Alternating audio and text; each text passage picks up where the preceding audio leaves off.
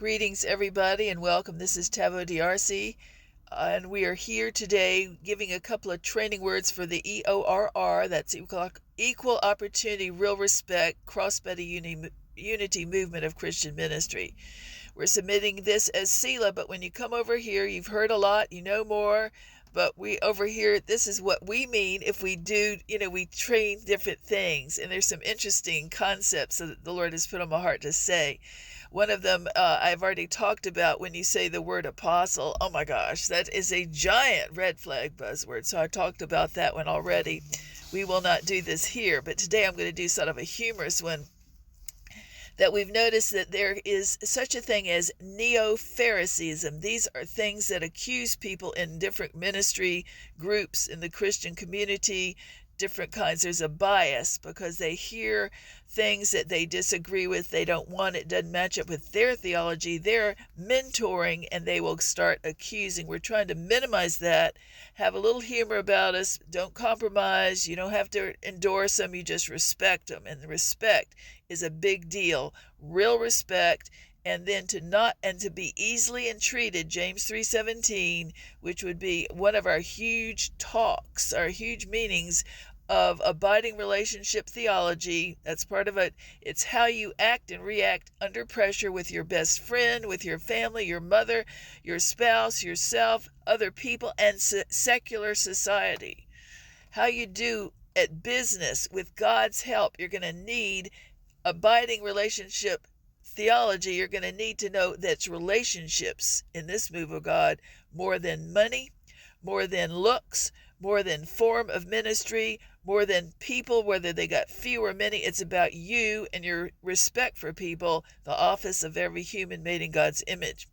So we're going to talk about that, and then what we're going to lay it at Jesus' feet, lay it at your feet to decide if you're going to do that. So the goal would be on and off the stage of life, in everybody's presence, you're going to try to keep track of your verbiage, your actions, what you watch, what you say, what you think, and then you're going to say, do I resemble, under pressure, with God's help, the wisdom from above, whether you're leader, lay, family, or not, black, white, or brown.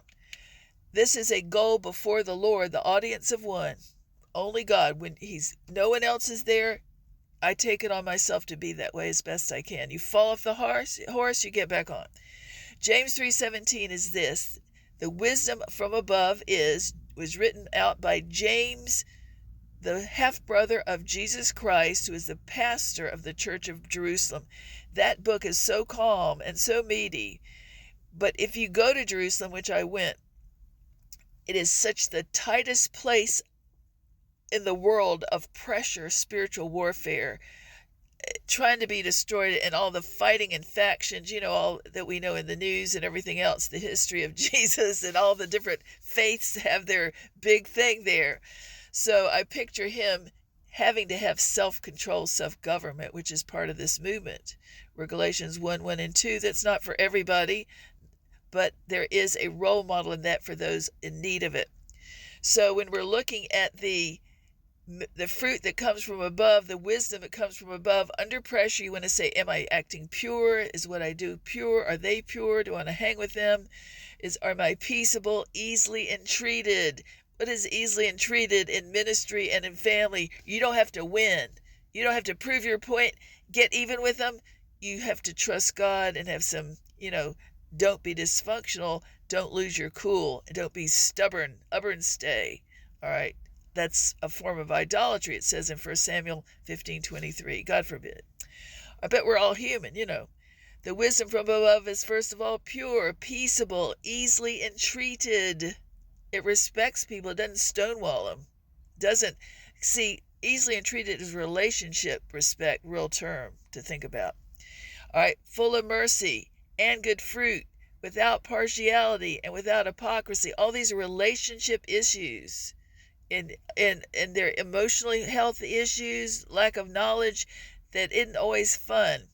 The wisdom from above is pure, peaceable, even under pressure, easily entreated, full of mercy, and good fruit. What is the fruit? It's the fruit of the Spirit that Paul wrote about in Galatians 5:22-23. Pure, peaceable, easily entreated, full of mercy and good fruit. All right, the good fruit is love, joy, peace, patience, goodness, meekness, and self-control, self-government with God's help also. All right, full of mercy and good fruit without partiality. It respects everybody. It doesn't have a respecter of persons. You need to teach that right now. Doesn't have a class system, bias, bigotry, misogyny. You're the in crowd, the out crowd, the good old boys club, the good old girls club, no matter what your color, because that's cronyism. Cronyism is a respecter of person's spirit, all right, partiality. The well-favored pet kind versus the non-favorite. That is a giant, people read that. That's why I'm saying it, right? It's a relationship teaching an issue. All right, and good fruit without partiality, without hypocrisy. You're not a different person. You smile at their face and then you're a backstabber, the old song said. You are the same person before when you're talking to them and afterwards when you're with your cronies, all right, your friends. Better not say crony, but friends. So we're teaching some vocabulary. It's going to boil down to real respect for the office of every human coming from the Christian. Hey, we're talking to the Christian here, the born-again Christian. We're talking to the saved Christian. And if you can't even behave, what do you expect society to do? This is what we're doing. The old song said, let there be peace on earth, but let it begin with me. That's what I'm working on, trying to be the best I can, the real deal before and off the screen. We are, words hurt. If you talk against somebody, if you pray against them, if you target them with your words, you are cursing, you are doing something in the spiritual realm. And Paul, I'm going to say this, Paul writes in Ephesians 3, he says that, and nobody ever talks like this, I think like this, by God's grace. Ephesians 3, Paul said that the church, that means all the people who believe Jesus, know Jesus, that's the church. The church walks it out before the invisible powers and principalities, teaching them, no matter what you think, famous, not famous, fun, not fun, God is watching you, and you are so important that you are going to, before the audience of one, when nobody's there, the powers and principalities, the invisible realm of the, read that for yourself. The reason, not spooky, it's just like, wow, it means something when you're sacrificing, when you're going through the test or dysfunction. You have to, when you forgive people unconditionally, even if you have to work at it. All right, relationship theology, abiding relationship theology, James 3:17, teach the young, teach the old, and we work on it. If you see me and I'm not in it, I'm going to be doing my best, but this is where I found that people are not reading people well. If they're going to into that stuff, I can sit there and I'm always acting in James 3:17. I am.